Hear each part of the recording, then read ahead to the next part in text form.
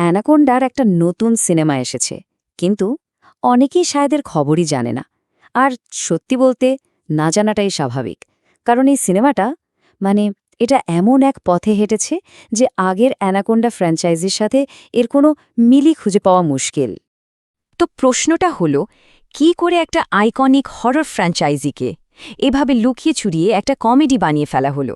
চলুন আজ আমরা এই অদ্ভুত, প্রায় অবিশ্বাস্য গল্পটার একেবারে শুরু থেকে শেষ পর্যন্ত দেখব। আচ্ছা, প্রথমেই একটা জিনিস পরিষ্কার করে নেওয়া যাক। এই সিনেমাটা কিন্তু আগের কোনো অ্যানাকোন্ডা সিনেমার সিকুয়েল বা রিবুট নয়। না, একদমই না। এটা সম্পূর্ণ আলাদা একটা জিনিস। আর সবচেয়ে বড় যে টুইস্ট, সেটা হলো এটা কোনো হরর সার্ভাইভাল মুভি নয়, এটা একটা কমেডি। হ্যাঁ, ঠিকই শুনছেন। আর এখানেই তো আসল রহস্যটা লুকিয়ে আছে।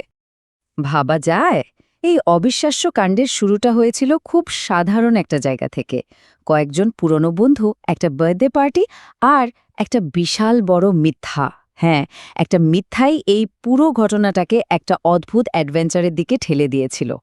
তো গল্পের যিনি নায়ক, তার নাম ডগ ম্যাক অ্যালিস্টার। পেশায় একজন ওয়েডিং ভিডিওগ্রাফার, মানে লোকের বিয়ের ভিডিও বানিয়ে তার দিন কাটছিল। কিন্তু মনের ভেতরে তার একটা স্বপ্ন ছিল, সে একজন হরর সিনেমার ডিরেক্টর হবে। এই যে একঘেয়ে বাস্তবতা আর রঙিন স্বপ্ন, এই দুয়ের টানাপোড়েনই কিন্তু পুরো গল্পটাকে এগিয়ে নিয়ে যায়। ঘটনাটা শুরু হলো ডগের বন্ধু গ্রিফের একটা ডাহা মিথ্যা দিয়ে। সে সবাইকে বলল যে সে নাকি অ্যানাকন্ডা সিনেমার রাইটস কিনে ফেলেছে। ব্যাস, আর যায় কোথায়? এই কথা শুনেই আরেক বন্ধু ক্ল্যারা টাকা পয়সা জোগাড় করার দায়িত্ব নিল। আর ওদিকে ডগের স্ত্রী তাকে বোঝালো এটাই সুযোগ তার পুরনো স্বপ্নটা সত্যি করার। আর এভাবেই পুরনো বন্ধুরা মিলে তাদের স্বপ্নের সিনেমা বানানোর জন্য নেমে পড়ল মাঠে। স্বপ্ন দেখাটা যতটা সোজা, সেটাকে সত্যি করা যে ততটাই কঠিন, তা তারা টের পেল অ্যামাজনের জঙ্গলে পা রাখার ঠিক পরে। সিনেমা বানানোর যে সুন্দর স্বপ্নটা তারা দেখছিল, সেটা খুব তাড়াতাড়ি একটা ভয়াবহ দুঃস্বপ্নে পাল্টে যেতে শুরু করল। কিভাবে সবকিছু গড়বড়িয়ে গেল একবার দেখুন। প্রথম দিন আনা নামের এক রহস্যময়ী মহিলা এসে তাদের নৌকা হাইজ্যাক করল। দ্বিতীয় দিন সিনেমার হিরো, মানে তাদের পোষা অ্যানাকন্ডাটাই নৌকার প্রোপেলারে কেটে মারা গেল। তৃতীয় দিন সেই সাপের মালিক নতুন সাপ খুঁজতে গিয়ে নিজেই এক বিশাল বুনো অ্যানাকন্ডার পেটে চলে গেল। আর চতুর্থ দিনে তো পুরো কেয়ামত। সেই বিশাল সাপ আর একদল বেআইনি স্বর্ণ শিকারী সবাই মিলে একসাথে তাদের উপর হামলা করল। মানে পরিস্থিতি পুরোপুরি হাতের বাইরে।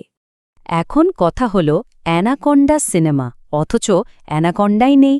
তাহলে সিনেমাটা হবে কি করে? এখানে ডগ একটা মাস্টার স্ট্রোক দিল। সে সিনেমার স্ক্রিপ্টটাই বদলে ফেলল। বলল, ঠিক আছে, সাপ নেই তো কি হয়েছে, এখন থেকে আমাদের সিনেমার নতুন ভিলেন হবে ওই বেআইনি গোল্ড মাইনাররা। গল্পের ক্লাইম্যাক্সটা শুরু হয় ঠিক এখান থেকে। আর বিশ্বাস করুন, যদি মনে হয়ে থাকে যে পরিস্থিতি এর চেয়ে খারাপ আর হতে পারে না, তাহলে আপনারা ভুল।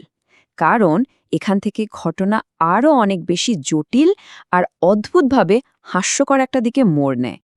এরপর তো যা হলো তা জ্যান্ডিস সিনেমার মতো, মানে একের পর এক টুইস্ট। ওরা জানতে পারল যে পাশেই আসল অ্যানাকন্ডা 3 শুটিং চলছে। তার মানে গ্রিফের রাইটস কেনার গল্পটা ছিল পুরোপুরি বানোয়াট। এরপর আনা, যাকে তারা এতদিন ভিকটিম ভাবছিল, সেই তার আসল রূপ দেখালো। সে নিজেই একজন গোল্ড মাইনার এবং সবাইকে জিম্মি করে ফেলল।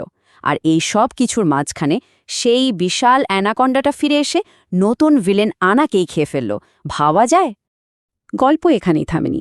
এর মধ্যে ডগকে একটা বিষাক্ত মাকড়সা কামড়ে দেয়, আর ডাক্তাররা বলে বাঁচার নাকি একটাই উপায়, ক্ষতস্থানের সাথে সাথে ইউরিনেট করা। কিন্তু মুশকিল হলো, দলের যে সদস্য কেনি, তার আবার পাবলিক প্লেসে টয়লেট করতে ভয়ঙ্কর ফোবিয়া। অনেক নাটক, অনেক চেষ্টার পর সে যখন অবশেষে কাজটা করতে পারে, তখন ব্যাকগ্রাউন্ডে এমন একটা মিউজিক বাজে যেন সে কোনো অলিম্পিক গোল্ড মেডেল জিতেছে। এরপর অ্যানাকোন্ডা এসে ডগকে ধরে নিয়ে যায়। বন্ধুরা যখন তাকে খুঁজে পায়, তখন সে অজ্ঞান। আর তখন তারা সাপটাকে বোকা বানানোর জন্য কি প্ল্যান করল শুনবেন? তারা ডগের অজ্ঞান শরীরটাকেই টোপ হিসেবে ব্যবহার করল। হ্যাঁ, সাপকে আকর্ষণ করার জন্য তার মাথায় একটা জ্যান্ত শুয়োর আর মুখে একটা মরা কাঠবেড়ালি গুজে দিল। কি ভয়ঙ্কর বুদ্ধি! এবার ভাবুন ডগের অবস্থা। যখন তার জ্ঞান ফিরল, সে দেখল তার এই ভয়ঙ্কর অবস্থা আর ঠিক পিছনেই বিশাল অ্যানাকন্ডাটা এগিয়ে আসছে। এই রকম একটা চরম বিপদের মুহূর্তে কে আসতে পারে তাদের বাঁচাতে? আর কেউ নন, স্বয়ং আইস কিউব।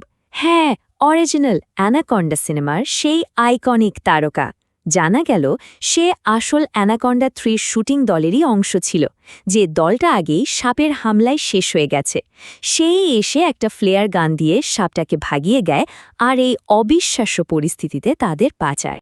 শেষ লড়াইটা ছিল একেবারে যাকে বলে ইম্প্রোভাইজড, কোনো প্ল্যান ছিল না। তারা সবাই মিলে একটা ভাঙাচোরা ফিল্ম সেটে সাপটাকে কোনো মতে ফাঁদে ফেলল।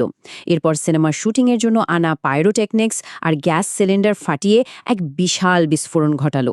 আর একদম শেষে ডগ তার ছেলের দেওয়া একটা অস্কারের মতো দেখতে ট্রফি দিয়ে সাপটার উপর শেষ আঘাতটা হানল। তো এত কাণ্ডের পর শেষ পর্যন্ত সিনেমাটা দাঁড়ালো কেমন? এই যে একটা অদ্ভুত কমেডি অ্যাকশনের খিচুড়ি তৈরি হলো, এটা কি দর্শকদের ভালো লেগেছে? চলুন ফাইনাল ভার্ডিক্টটা দেখে নেওয়া যাক।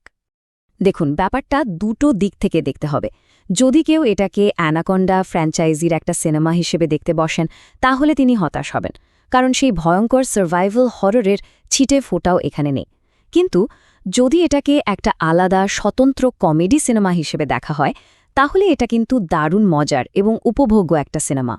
আর গল্পের শেষে ডগের জীবনে যা ঘটল সেটাকে বলে ভাগ্যের পরিহাস। একদিকে সনি কোম্পানি তার নামে কপিরাইট ভাঙার জন্য মামলা ঠুকে দিল, আর অন্যদিকে অরিজিনাল অ্যানাকন্ডা সিনেমার নায়িকা জেনিফার লোপেজ তার এই কাণ্ডকারখানা দেখে এতটাই ইমপ্রেসড হলেন যে তাকেই আসল অ্যানাকন্ডার অফিসিয়াল রিবুটটা ডিরেক্ট করার অফার দিয়ে বসলেন। এই পুরো ঘটনাটা কিন্তু শেষে একটা বড় প্রশ্ন রেখে যায়। অ্যানাকন্ডার মতো একটা ক্লাসিক হরর আইকনকে নিয়ে এভাবে কমেডি বানানো কি ঠিক, নাকি আর্ট বা সিনেমার জগতে এই ধরনের সাহসী পরীক্ষা-নিরীক্ষারও একটা জায়গা থাকা উচিত? আপনারা কি মনে করেন? এটা কিন্তু ভাবার মতো একটা বিষয়।